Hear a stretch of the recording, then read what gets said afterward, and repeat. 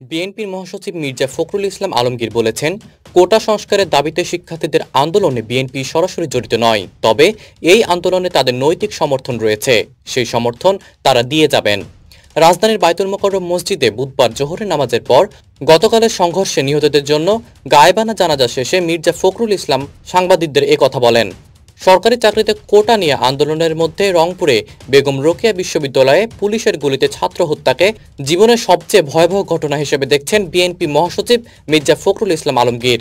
বুধবার দুপুরে বায়তুল মোকাররম মসজিদে গায়েবানা জানাজার পরে সাংবাদিকদের প্রশ্নে তিনি কথা বলেন। শিক্ষার্থী আবু সাঈদের মৃত্যুর ঘটনাটি নিয়ে ফখরুল বলেন, এরকম ভয়াবহ ঘটনা আমাদের জীবনে কখনো দেখিনি। শিক্ষার্থীদের দাবি সরকার আলাপ আলোচনার মাধ্যমে শেষ করতে পারত। মন্তব্য করে ফখরুল বলেন, শুধু জেদের কারণে তারা এই ধরনের হত্যাকাণ্ড ঘটিয়েছে।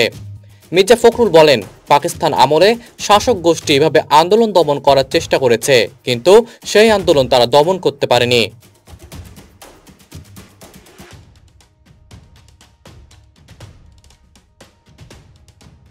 একইভাবে আজকে সরকার সেভাবে চেষ্টা করছে। আমি এই সিদ্ধান্তের নিন্দা জানাচ্ছি, ঘৃণা জানাচ্ছি, প্রতিবাদ জানাচ্ছি। এদিকে জনগণের দৃষ্টি অন্যদিকে সরিয়ে নিতে বিএনপি কার্যালয়ে ককটেল উদ্ধারের নাটক সাজানো হয়েছে বলে অভিযোগ করেছেন দলটির স্থায়ী কমিটির সদস্য মির্জা আব্বাস। তিনি আরও বলেন, আমরা তো আন্দোলনের কর্মসূচি দেইনি, আমরা বলেছি ছাত্রদের আন্দোলন যৌক্তিক, তাদের বলিনি দাবি আদায়ে যুদ্ধ করতে যেতে। তারা গেলে তো সেখানে আমরা বাধা দেওয়ার কে? বরং ছাত্ররা তো বলছে আমরা কারো সমর্থন চাই না। তারা এটা ভালো কথা বলেছে, সেখানে আমরা ঢুকতেও চাই না। অন্যদিকে মাস্টার প্ল্যানের অংশ হিসেবে মাঝরাতে দলের কেন্দ্রীয় কার্যালয়ে ডিবি পুলিশ প্রধানের নেতৃত্বে অভিযান চালানো হয়েছে বলে অভিযোগ করেছে বিএনপির সিনিয়র যুগ্ম মহাসচিব রুহুল কবির রিজভী। মঙ্গলবার দিনগত রাতে 1টার দিকে জরুরি ভার্চুয়াল সংবাদ সম্মেলনে তিনি কথা অভিযোগ করেন।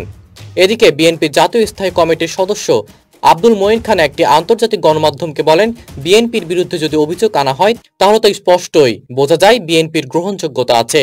সরকার মুখে যা কিছুই বলুক না কেন, বাংলাদেশের বর্তমান অন্যায় বাস্তবতার নতুন প্রজন্ম স্বীকার করতে রাজি নয় এবং অতি দ্রুত সময়ে আন্দোলন সরকারের বিরুদ্ধে তাদের সার্বিক ক্ষোভের বহিঃপ্রকাশ মাত্র।